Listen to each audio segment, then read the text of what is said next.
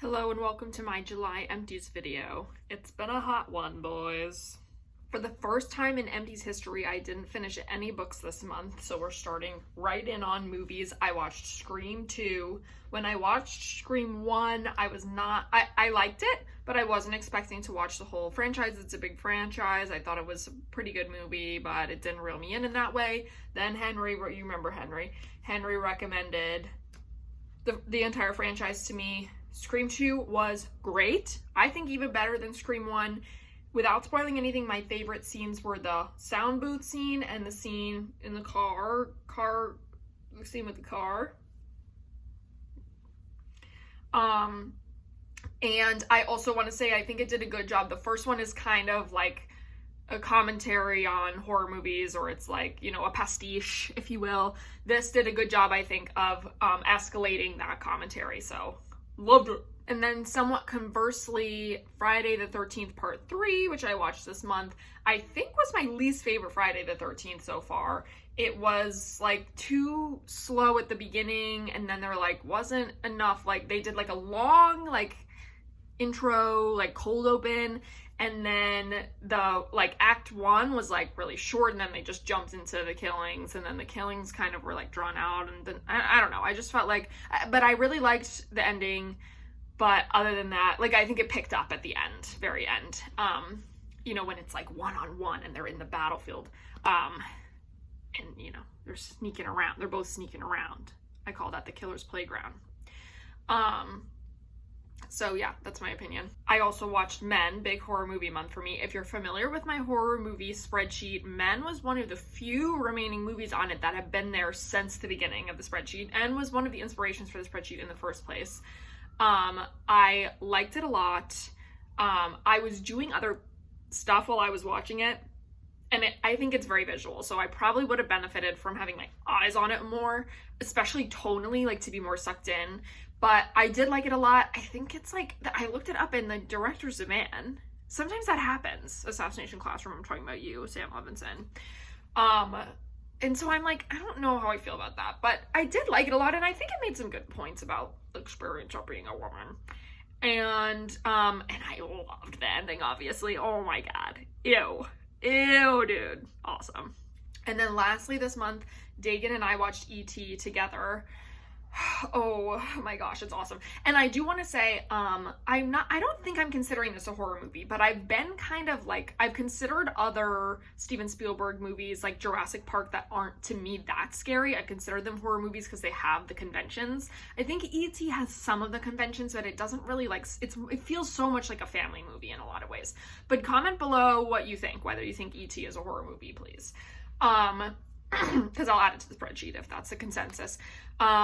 Loved it. Like, the idea of, like, I think this is an S tier movie. The idea that a movie could have, like, the titular character be such a weird kind of freak gremlin guy, and then also, like, make you cry tears of, you know, being moved. Oh my god, that to me is an S tier combo. I love stuff like that. Junior Kirikou, you get it. Oh gosh, it was great. And I love Steven Spielberg, so, and it's crazy. I had never seen this. That's crazy. This feels like it would be a formative movie for me, but it came in late in my third act. I think this might be the best show. I think it might be the best one.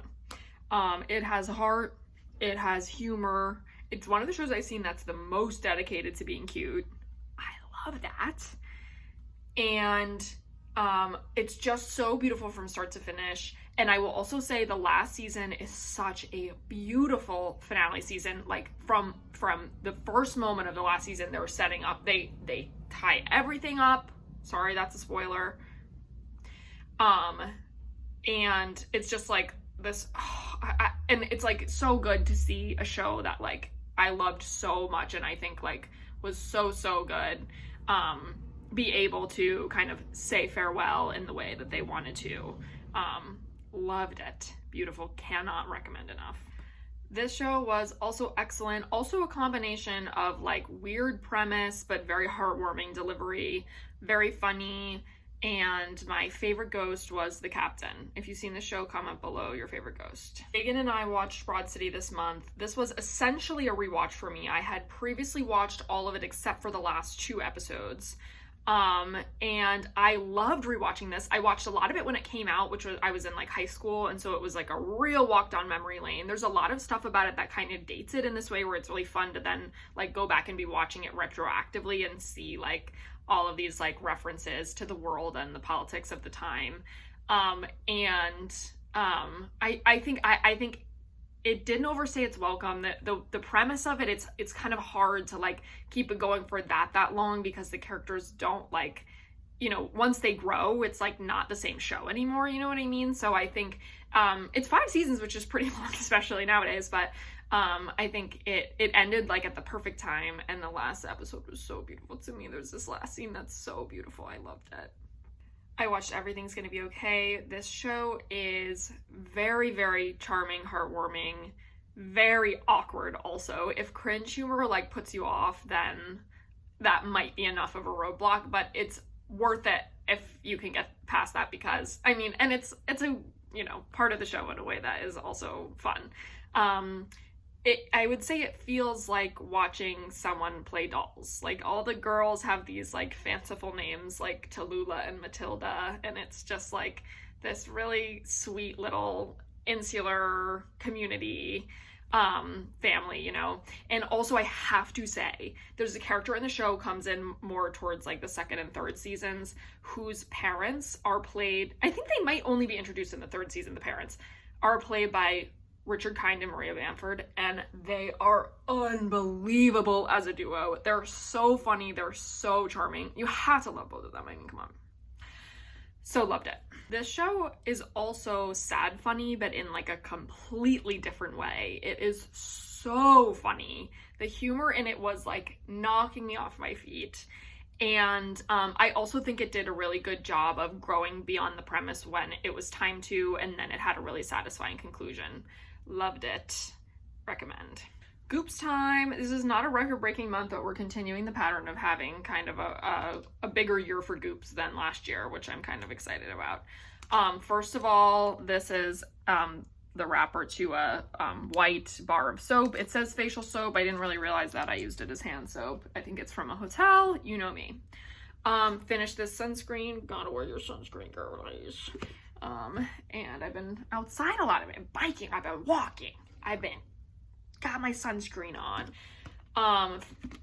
Finished this Clorox cleaner. As many of my goops are, this was in the house when I moved in.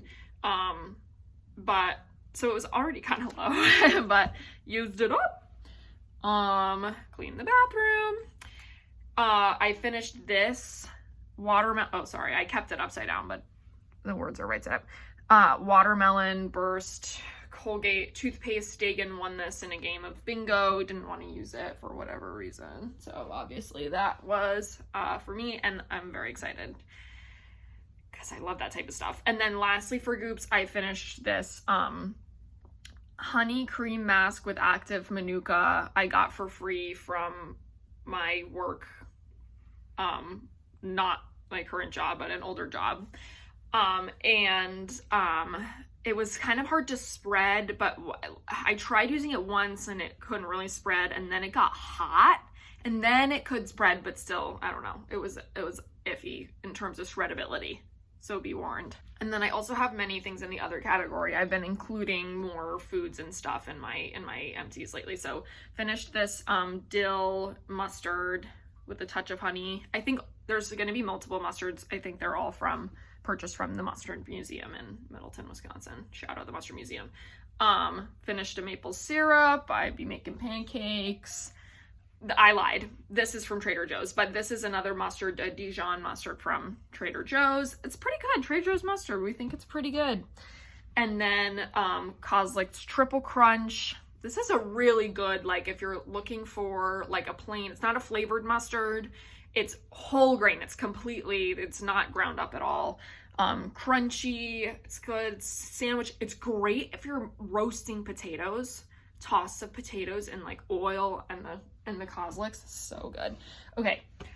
I warned you about this. I also finished another tea because I had only like one bag left going into this month.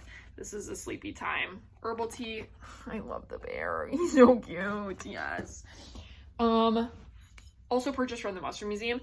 Finished this Stonewall Kitchen Bloody Mary mixer. This stuff is bomb, dude. I never tried any other Bloody Mary mixers, so maybe they're all the same, but it's like, because it's different than getting tomato juice and like making it yourself. It has all the stuff in it, like the celery, salt, and Worcestershire sauce and stuff, but it's so good. It's so, I like that it's savory. Sometimes I want like a slurp up like a savory liquid. And then lastly, finished a time. Dagan finished this, slammed it on the counter, went, "You're out of time." It was awesome, guys. Okay, thank you for watching my July empties, and I think next month might be kind of a light month. We'll see, but we'll see you then. Like and subscribe.